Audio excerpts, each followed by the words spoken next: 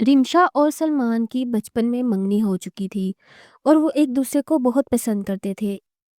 लेकिन मेरे अमीर चचा की बेटी समन एक दिन हमारे साथ सैरो तफरीह के लिए गई, तो इसे सलमान पसंद आ गया और उसने सलमान से शादी कर ली। और रिमशा रोती रह गई। लेकिन वो दोनों जब हनीमून मनाने गए तो सलमान के होश उड़ गए, क्योंकि उधर समन मेरे चचा की इकलौती बेटी थी, जिनके फैसलाबाद में कपड़े की बड़ी दुकान थी। वो मार्केट के बड़े ताजरों में शुमार होते थे। दौलत इनके घर की बांधी थी और खुशहाली ने तो जैसे इनका घर देख ही लिया था। समन शहर के एक आला और मशहूर कॉलेज में पढ़ती थी। चचा को बेटी से बहुत प्यार था।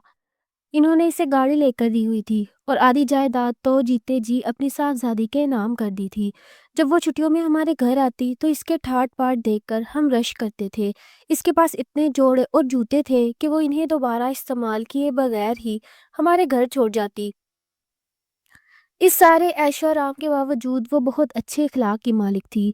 हर वक्त हंसी मजाक करना और सबके साथ मिलजुल कर रहना इसकी आदत थी। जब हम सैर तफरीह के लिए जाते तो हमारा वक्त बहुत अच्छा गुजरता। इस बार वो छुट्टियों में आई और आते ही पिकनिक का प्रोग्राम बना लिया। इस मरतबा ताया का बेटा सलमान भी साथ था, क्योंकि मेरे भाई आसफ ने इसे ऑफर की थी कि तुम भी साथ चलो, वरना मैं बोर होता रहूंगा। सलमान संजीदा मिजाज का था और जल्द किसी से घुलता मिलता ना था। मेरे साथ भी इसकी ज्यादा बेतकल्फी नहीं थी। अलबत्ता रिमशा के साथ इसकी बातचीत होती रहती थी। मेरी इस कज़न की मंगनी सलमान के साथ हो चुकी थी। समन को इस बात का इल्म नहीं था, क्योंकि ये लोग ख़ानदान से अलग थलग रहते थे। सुबह 8 बजे हम लोग मरी चले गए। पुरफिजा मुकाम की अपनी शान होती है। रिमशा और मैं साथ साथ थे, जबकि समन हमको छोड़कर बार बार आसिफ भाई और सलमान के पास चली जाती थी। मैंने महसूस कर लिया कि वो सलमान में दिलचस्पी ले रही है। ताहम रिमशा ने इस बात को महसूस नहीं किया, क्योंकि समन की चुलबुली आदत का सबको इल्म था। खुदा ने अच्छी सूरत के साथ इसे ज़हीन भी बनाया था। वो बातों का फ़न खूब जानती थी।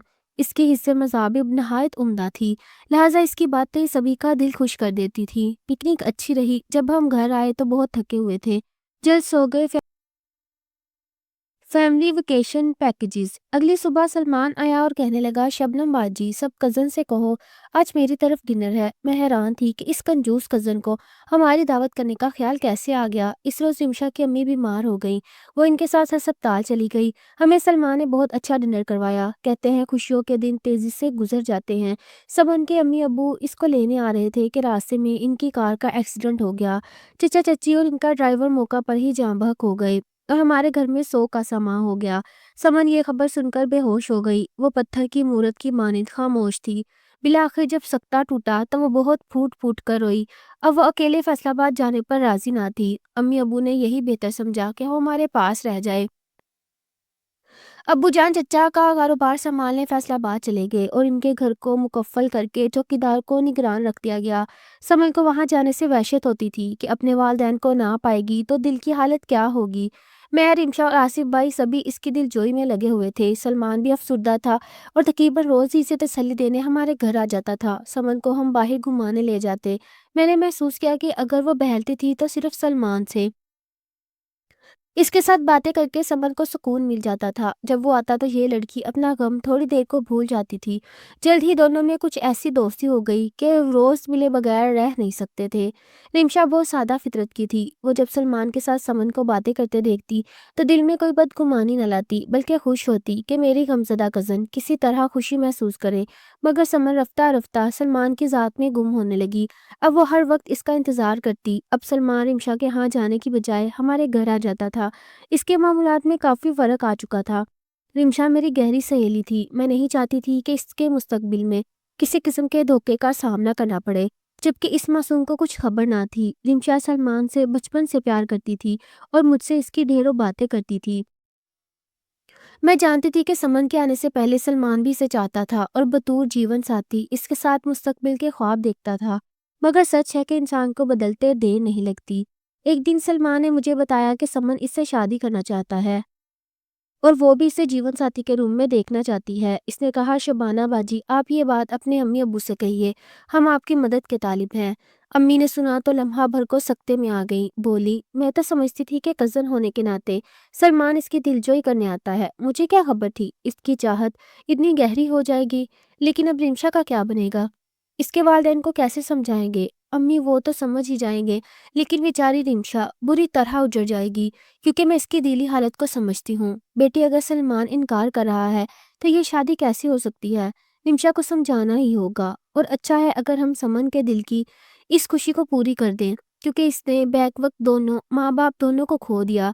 اگر دوسرا دھچکا ملا تو وہ سہ نہ سکے گی۔ گویا میری ماں نے سمن کے حق میں فیصلہ دے دیا۔ ابو نے سلمان سے بات کی تو اس نے واضح الفاظ میں کہہ دیا، اگر آپ لوگوں نے میری شادی سمن سے نہ کی تو میں رمشا سے بھی شادی نہیں کروں گا۔ میں بچپن کی منگنی کو نہیں مانتا، پھر کیا فائدہ ہم دونوں کو اجاڑنے کا۔ ابو اس کی بات سن کر سہم گئے۔ ایک طرف بہن کی خوشیاں تھی کہ رمشا ان کی بھانجی تھی، اور دوسری طرف ان کے مرحوم بیٹے بھائی کی لگتے جگر تھی۔ وہ خاموش ہو گئے اور بالآخر فیصلہ سمن اور سلمان کے حق میں ہوا۔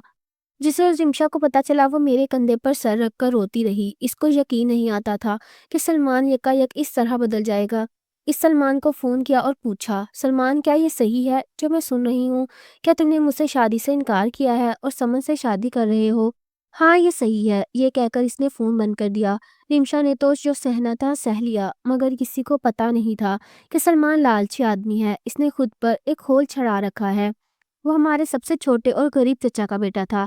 ان کے گھر میں خوشحالی نہ تھی، اسے امیر ہونے کی حسرت تھی، اور اس آرزو کو اس نے دل میں دبا رکھا تھا۔ جب اسے اندازہ ہوا کہ سمن اس میں دلچسپی لے رہی ہے تو اس کے اندر کے لالچی آدمی نے یہی سوچا کہ کیوں نہ میں اس موقع سے فائدہ اٹھا لوں۔ اسے سمن سے نہیں، اس کی دولت سے محبت تھی جو وہ اپنی اکلوتی بیٹی کے نام کر گئے تھے، اور باقی اثاثہ بھی سمن کو ہی ملنے والا تھا۔ اس کے نزدیک اس موقع سے فائدہ نہ اٹھانا سراسر بے وقوفی تھی، جبکہ لڑکی خود بھی اس سے شادی کی آرزو مند تھی۔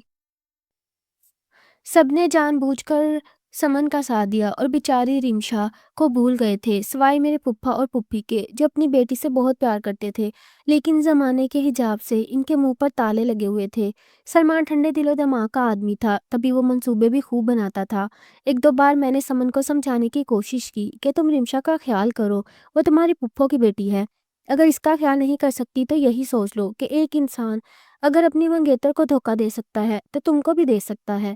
وہ بولی، یہ نظریات کا کھیل نہیں ہے، یہ دل کے معاملات ہوتے ہیں، تم اس بات کو سمجھو، لیکن شاید تم سمجھو گی نہیں، کیونکہ تم رمشا سے زیادہ انسیت رکھتی ہو۔ میں خامے میں خاموش ہو بیٹھی۔ دونوں کی شادی ہو گئی۔ سلمان نے منع کر دیا کہ دھوم دھام نہیں چاہیے۔ شادی کے بعد دونوں ہنی مون منانے چلے گئے۔ ادھر غم سے رمشا بیمار پڑ گئی۔ میں روز پھپھو کے گھر جاتی اور اسے سمجھاتی، اس کی دل جوئی کرتی۔ شادی کا بمشکل 1 سال ہنسی خوشی گزرا، پھر سلمان نے اپنا اصل رنگ دکھانا شروع کر دیا۔ وہ پیار پیار سے بیوی کو کہتا کہ تم اپنی جائیداد کا کچھ حصہ تو میرے نام کر دو، تاکہ خاندان میں میری کچھ عزت بن جائے۔ سمن نادان ایک دن اس کی باتوں میں آ گئی اور اس نے اپنی جائیداد اپنے خاوند کے نام کر دی۔ اس طرح رفتہ رفتہ باقی اثاثوں پر بھی ارمان نے کنٹرول کر لیا۔ جب اسے اپنا مقصد حاصل ہو گیا تو وہ اس بات پر سمن سے لڑنے لگا کہ 2.5 سال ہو گئے شادی کو اور تم نے مجھے ابھی تک اولاد کی خوشی نہیں دی۔ میں ایسی جائیداد کا کیا کروں جس کا کوئی وارث نہ ہو؟ کبھی کہتا کہ تم اولاد کے لیے علاج نہیں کرواتی، میری لائی ہوئی دوا نہیں کھاتی، اپنا خیال نہیں رکھتی۔ وہ اس نازک کی پلی کو اس بات سے ٹینشن دینے لگا جب وہ ایسے رویہ کی بالکل بھی عادی نہ تھی، تبھی غمزدہ رہنے لگی۔ اللہ نے اس پر رحم کر دیا اور اس کو اولاد کی خوشی سے نواز دیا۔ اس نے شوہر کو خوشخبری سنا دی کہ وہ امید سے ہے۔ اب سلمان کے ارمانوں پر اوس پڑ گئی اور وہ سوچنے لگا کہ میں تو شادی دولت کی خاطر کی تھی، وہ تو مجھے مل گئی، اب اولاد ہوگی تو میں سمن کے ساتھ واقعی بن جاؤں گا۔ ایک دن اس نے بیوی سے کہا، سیر کو چلتے ہیں۔ وہ اسے ایک پہاڑی علاقہ میں لے گیا اور پھر روتا دھوتا آ گیا کہ سمن دریائے نیلم کے کنارے ایک پتھر پر کھڑی تھی کہ اس کا پیر پھسل گیا اور وہ تیز لہروں میں گر گئی۔ اس نے وہاں آفیسرز کو اطلاع دی۔ انہوں نے اس کی لاش کو ڈھونڈوایا، مگر وہ تیز پانی میں بہہ گئی تھی۔ سمن کی لاش تو 2 دن بعد مل گئی، جو کہیں آگے جا کر ایک بڑے پتھر سے اٹک گئی تھی۔ وہاں مقامی لوگوں نے اسے نکال لیا تھا، لیکن اس بات کی گواہی دینے والا کوئی نہ تھا کہ وہ خود پاؤں پھسل جانے سے پانی میں گری تھی یا کسی نے دھکا دے دیا تھا۔ بہرحال انسان کے دماغ میں کئی طرح کے گمان بھی جنم لے لیا کرتے ہیں۔ ایسا ہی یہاں بھی ہوا۔ طرح طرح کی باتیں کرنے والے کم نہ تھے، تاہم سلمان کئی دنوں تک بیوی کے سوگ میں غمزدہ اور خاموش رہتا تھا۔ وہ ہمارے تایا کا بیٹا تھا، لہٰذا ہم نے اس کے بارے میں غلط سوچا ہی نہیں اور اس کے غم میں شریک رہے۔ سمن کا غم ہم کو بھی کم نہ تھا۔ سب یہی کہنے لگے کہ سمن بد نصیب تھی کہ اسے اولاد کی خوشخبری بھی راس نہیں آئی۔ ایسے واقعات انسان کی زندگی میں ہوتے ہی رہتے ہیں۔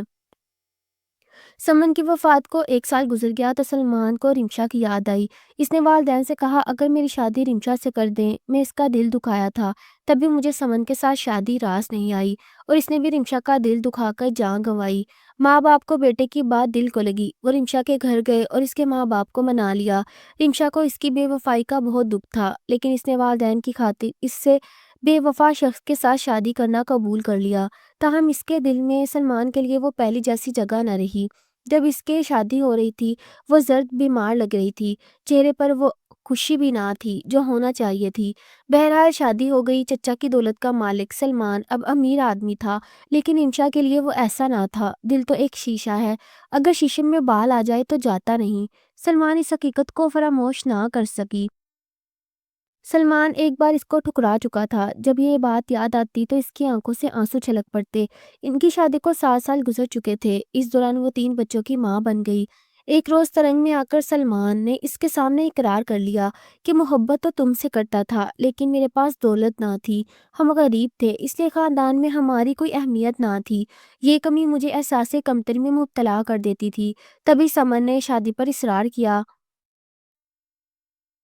تو میں نے اس سے شادی کر لی، مگر دل میں پچھتاوا تھا، تم مجھے یاد آتی تھی۔ میں نے اس سے شادی کر لی، مگر دل میں پچھتاوا تھا، تم مجھے یاد آتی تھی۔ میں نے تم سے سچی محبت کی تھی، اس لیے بھلا نہ سکا۔ میں تو دولت کو حاصل کرنا چاہتا تھا، سمن کو تو تقدیر نے ہمارے بیچ لے آئی تھی۔ تبھی ایک روز میں نے اسے نیلم وادی لے جا کر تیز پانی میں دھکا دے دیا تھا۔ سلمان کے منہ سے ایسی خوفناک بات سن کر وہ دھنگ رہ گئی۔ یہ ایسا دھچکا تھا جس نے رمشا کے دل کو زخمی کر دیا اور اس کے دل سے سلمان کی اہمیت کم کر دی۔ تاہم اس نے زبان نہیں کھولی، کیونکہ وہ ایک مشرقی بیوی کے علاوہ اس شخص کے بچوں کی ماں بھی تھی اور بچوں کا مستقبل ایک ایسے شخص سے وابستہ تھا جس کو وہ چھوڑ سکتی تھی، نہ اس کے ساتھ رہ سکتی تھی۔ ممتا نے اس کی زبان پر تالے لگا دیے اور اسے خاموش ہی رکھا۔ اس نے اپنے ضمیر کا گلا دبا دیا اور جو تو سلمان کے ساتھ زندگی گزارنا قبول کر لیا۔ وہ اگر رمشا کے سامنے اقرار جرم نہ کرتا تو ہم بھی یہی سوچتے رہتے کہ یہ تقدیر یا پھر کسی کی غلطی تھی۔ لیکن احساس جرم بھی انسان کو اتنے کچوکے لگاتا ہے کہ وہ کبھی نہ کبھی اس درد کو برداشت نہ کر سکنے پر زبان سے جرم کا اقرار کر لیتا ہے۔ یہ سب کچھ ایک دن رمشا نے بتایا تھا۔ جب اس نے سمن کی تصویر میرے کمرے میں دیکھی تھی تب وہ چپ نہ رہ سکی۔ میں سوچتی ہوں کہ ہم دوسروں پر رشک کرتے ہیں، لیکن کسی کی تقدیر میں کیا لکھا ہے کوئی نہیں جانتا۔ ایک وقت تھا جب ہم سب سمن کو سب سے زیادہ خوش نصیب کہتے تھے اور اس کی شہزادیوں جیسی زندگی کو رشک سے دیکھتے تھے، اس کے پہناوے پر حسرت کرتے تھے۔ لیکن اللہ جب کسی کو بہت کچھ دیتا ہے تو پھر ان کو دکھ بھی بہت زیادہ مل جاتے ہیں، جیسے چچا اور چچی کا ایک ساتھ حادثے میں انتقال کر جانا اور سمن کا یکایک خوشیوں کے تخت سے محروم ہونے کے بعد اپنے وقت اور حتیٰ کہ اپنی زندگی سے محروم ہو جانا۔ اب خیال آتا ہے کہ ہم سے اچھی زندگی اور اچھی قسمت اس کی ہرگز نہ تھی۔ ہم تب خود کو اس کے آگے کم نصیب سمجھتے تھے۔ آج ہنسی خوشی زندگی سے لطف اندوز ہو رہے ہیں اور وہ کم نصیب کب کی قبر میں جا سمائی ہے۔